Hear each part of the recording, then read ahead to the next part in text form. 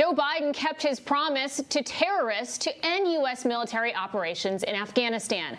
But hundreds of families were never even able to make it to the airport, turned away at the one open gate to the facility. Every other gate was welded shut. Many were holding up their U.S. passports, yelling, "I'm American," didn't help. So, Joe, now what? You told the country you'd get everybody out, remember? So Americans should understand that troops might have to be there beyond August 31st. No, Americans should understand that we're going to try to get it done before August 31st. But if we don't, the troops will stay. If we don't, we'll determine at the time who's left. And if there are American forces, if there's American citizens left, we're going to stay till we get them all out. But his own generals are admitting that didn't happen. No American citizens came out on the last, what we call the joint tactical exfiltration, the last 5 jets to leave. There's a lot of heartbreak associated with this departure. We did not get everybody out that we wanted to get out. Biden is expected to address the nation tomorrow, and he should really give George W. a call before that. This is shaping up to be Biden's own mission accomplished moment. One mission he didn't accomplish today, answering questions. He pulled the Joe Biden special, running away from reporters after a FEMA news conference on the hurricane damage in Louisiana. And then, of course, there's the wandering. I'm not supposed to take any questions, but go ahead. Mr. President, on Afghanistan. I'm not going to answer Afghanistan now. Can you say still in a risk at the airport, sir?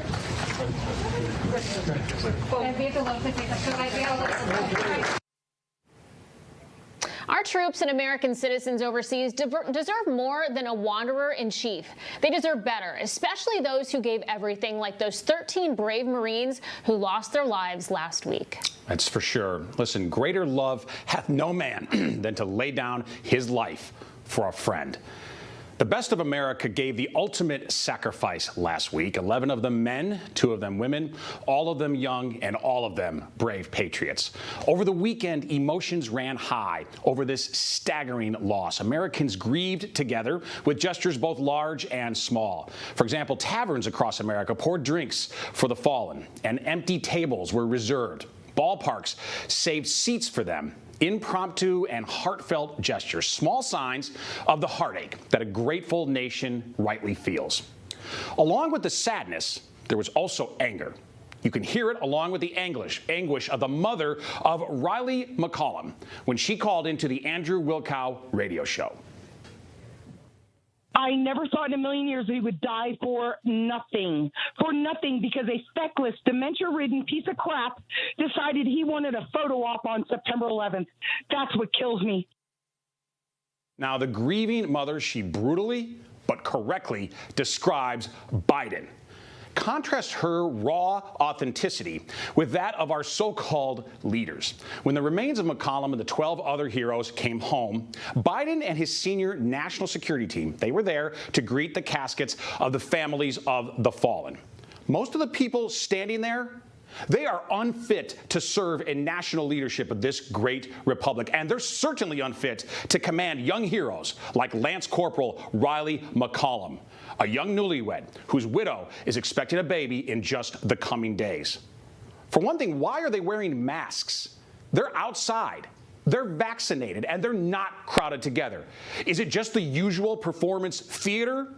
Or is it even worse? Is it the realization that they should hide their faces in shame for what they have done to this country? These pretend leaders, Secretary Lloyd Austin and Chairman of the Joint Chiefs Mark Milley, they gave up the most strategic asset that the U.S. had in Afghanistan for the evacuation, Bagram Air Base. They just handed it over, along with billions and billions of dollars of American hardware and weapons that you paid for. Then they extricated the military before civilians. Then they began an unorganized, chaotic, and dangerous airlift from an airport in a giant city full of terrorists who hate us. But perhaps Austin was too busy counting the millions of dollars that he earned from defense giant Raytheon before he went back into the Pentagon. Milley might have been too busy reading Ibram X. Kendi about how to be less racist instead of reading maps and intelligence reports on a proper, safe exfiltration from Afghanistan. Now, ultimately, all responsibility lies squarely with Joe Biden. He's supposed to be the commander-in-chief, although he surely does not act like one. Going so far as to once again blame Trump, this time for the Biden disaster in Kabul. A great former president, Ronald Reagan, he took a very different tack when tragedy struck America in 1983, when terrorists attacked our Marine barracks in Beirut, killing 241 American troops. Mr. Reagan took full responsibility, issuing this statement. If there is to be blame, it properly rests here in this office and with this president. I accept responsibility for the bad as well as the good. That's quite a leader. We've heard no such leadership from Biden. In fact, I believe the Biden regime, only 7 months into his tenure, is effectively done. His polling was in absolute freefall before the massacre in Kabul. For example, USA Today showed his approve-disapprove ratio has plunged to negative 14 percentage points underwater after he started his tenure at positive 20 percentage points. That kind of a move in polling that fast, it's stunning and it's unprecedented. But will Republicans recognize that Biden is rudderless and helpless, that he is a pretender, a man without a political base and without any remaining political capital? Joining us now to discuss is John Cardillo. He's former NYPD officer, and he's the host of the podcast Reality Unmasked. John, thank you so much for joining the show. So toward that last question that I asked, that I posed to the audience, I would like you and your insight to answer it for us. Do you think that the GOP will find its spine? Will they be able to correctly politically assess the fact that Joe Biden is rudderless, that he has no political base, that he is in free fall? He was already in free fall even before this debacle in Kabul. And will they be able to finally take stands on behalf of the America First movement, particularly in the Senate, and on behalf of the American people? Your thoughts, John? Well, it's great to see both of you guys like hanging out with old friends tonight. I wish it was under better circumstances. We lost a lot of American heroes. And sadly, no. I think the GOP is as rudderless as the Biden administration. I find Kevin McCarthy, the GOP leader, to be feckless, weak.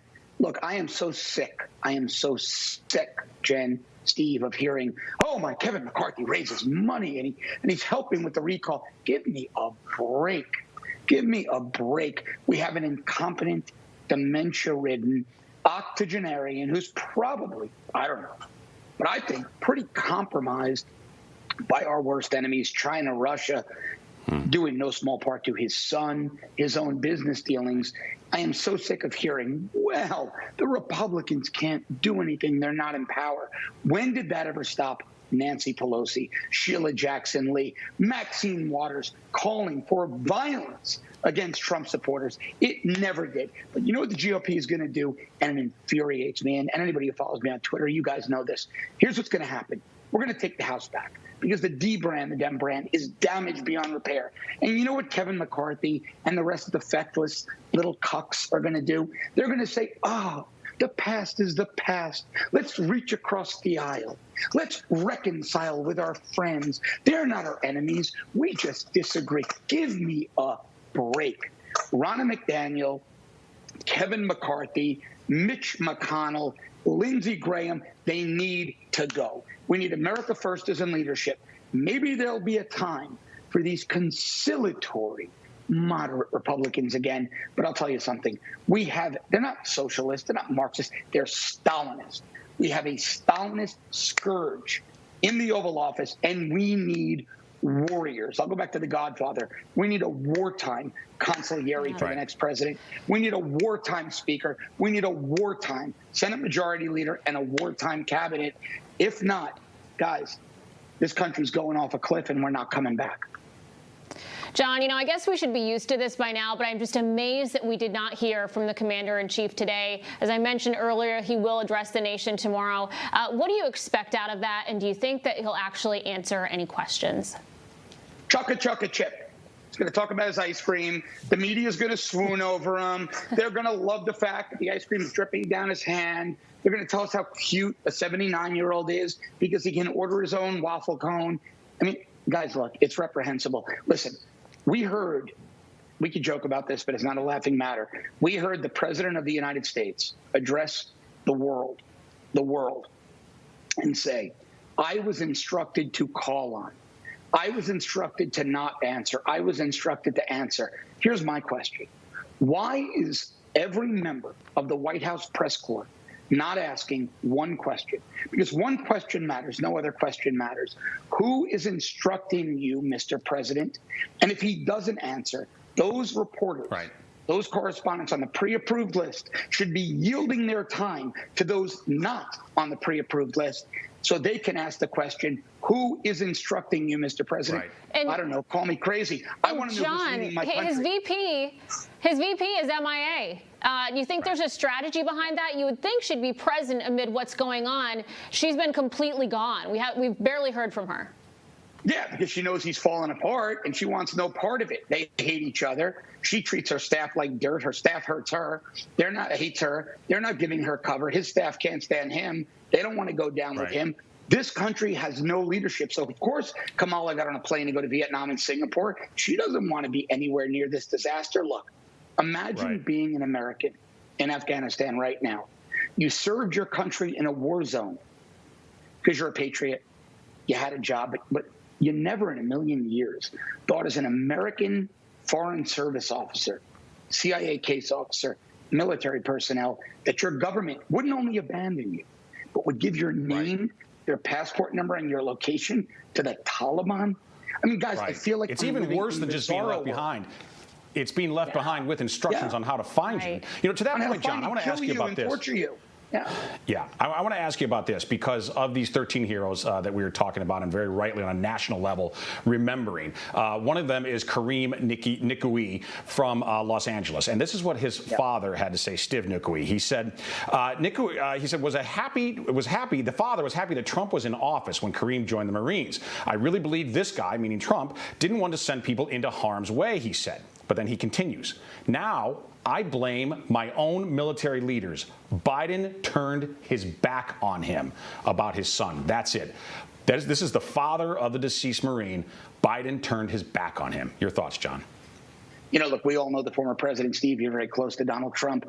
People say to me, well, you know, that lieutenant colonel in the Marine Corps, he would have been promoted, not fired under Trump. This dad would have supported Trump. No, I disagree with all of that. You know why? We never would have known their names because Donald Trump never would have done this. He never would have pulled out and let our Marines, our Army service people, our Navy corpsmen, never would have let them be blown up by an ISIS suicide bomber. Leading into the show, it was really hard to come home with dry eyes as you play the lead-in and you show the photos of these young American heroes. And you mentioned how the bars are putting out drinks for them. And it's honorable. But you know what really struck me? Many of them were too young to even have those drinks. This is a tragedy. Donald Trump never would have left Americans. He never would have created a condition that allowed over a dozen young American heroes to die and leave pregnant wives and children. This is infuriating what these people did. It's demonic and it's evil. And Joe Biden needs to resign or be removed from office under every remedy the 25th Amendment affords. Yeah, John, it is tragic how far we have fallen in just a matter of months here. John Cardillo, thank you so much for taking time to be with us tonight. Thanks. Hey, I'm Rob Finnerty. Thanks for watching. If you enjoyed this video, please join the conversation in the comments below. Don't forget to subscribe, too. Hit the bell icon to be alerted to breaking news. And remember, there's a whole lot more on Newsmax TV, America's fastest growing cable news network. Newsmax TV, where real news for real people.